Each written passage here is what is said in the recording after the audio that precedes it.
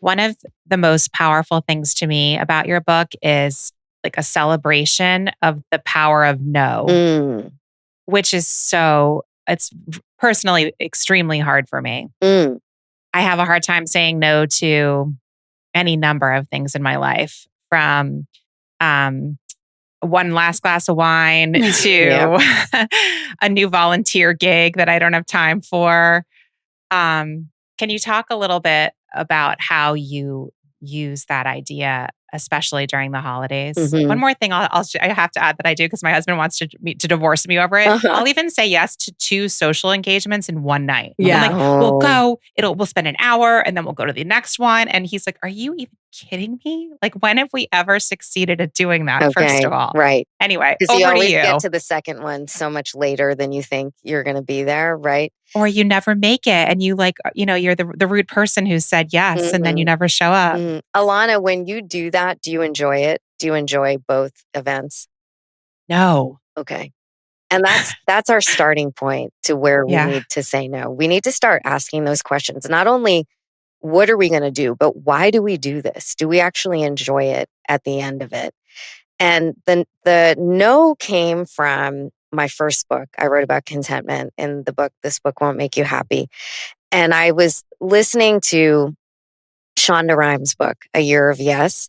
And my first thought when she was saying, we need to say yes to more, I said, in order to say yes to a year, you also have to say no to a year. You need a year of no in order to have a year of yes, because our time is finite. And our yeses are only as strong as our no's, really. We have to make the time for it. So that's where that concept came from. If we can reframe it that, yes, we're saying no, but that gives us time and energy to say yes to the things that are most important. And if we say yes to things that are not important, we're inadvertently going to say no to the things that are. So your energy, your ability to enjoy things. When you say yes to those 2 limitations, you're saying no to that. I'm not going to have the energy. I'm not going to enjoy it. So which is actually more important to you? That's where we have to start. We have to get clear on what's important.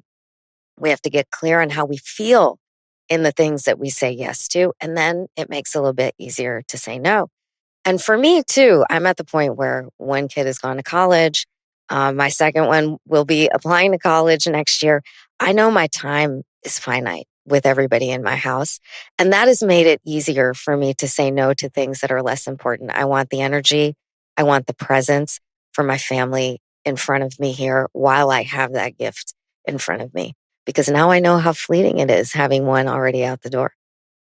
That is so true. So I am actually really pretty good at saying no. I'm not. You are pretty good. Yeah. I mean, it's a practice. I've practiced. No, I've been impressed by it, honestly. You're like, you say no to me all the time. Yeah. No, I'm like, look at her saying no. Yeah. I feel good about it. And Alana, let me ask you something. Do you feel like people should get offended? Do you get offended when Milano says no? I don't. No. You're not a very offended person, though. Okay. I don't think it takes a lot to offend you. I think. Because oftentimes... Really? I do. I think she's like a very like, you do you, like you're like very like, cool, accepting. like I'm good. You're, no problem, Right. So you have that grace for other people. Yeah, you do. But likely if you're a yes person, you don't have it for yourself. There is such a weight in disappointing people, which is why you tend to say yes. So when you are thinking about where you should say no, I want you to remember, oh, it's no big deal when someone says that to me. I accept it. I understand it. You might even support it. I even respect it. Right. Yeah. Think about that response for you when you're going to say no next time.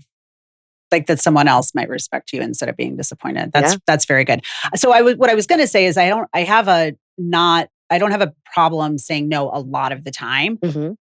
But I do, I think I do have an issue with disappointing people that I do care about. So like, what is some language that you could give our listeners and us, that would be used in situations where you don't want to disappoint someone, where you do value the friendship and Also, you're not coming. And also, you're not coming. Yes. And all the people, I'm literally going to use this season. And so everyone, if they haven't listened to this, I guess they're not a good friend, right? And hopefully we don't use it to the same invitation. Exactly. I know. And usually, yes, people, and I have been that person for many years of my life.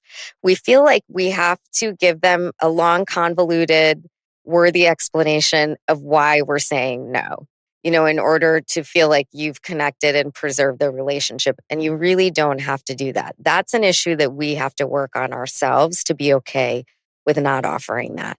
I think the important thing when you're saying no is that it's clear and it's kind. The worst thing is people who are like, oh yeah, probably I can come. Maybe I'm going to be there. And then they cancel on you last minute just because they can't say no to begin with. That actually creates more disappointment. So what I always like to say is, thank you so much for thinking of me. I wish I could be there, but I'm not going to be able to go that night. I have another commitment. That's it. And that commitment could be me being on my couch reading a book. They don't need to know that.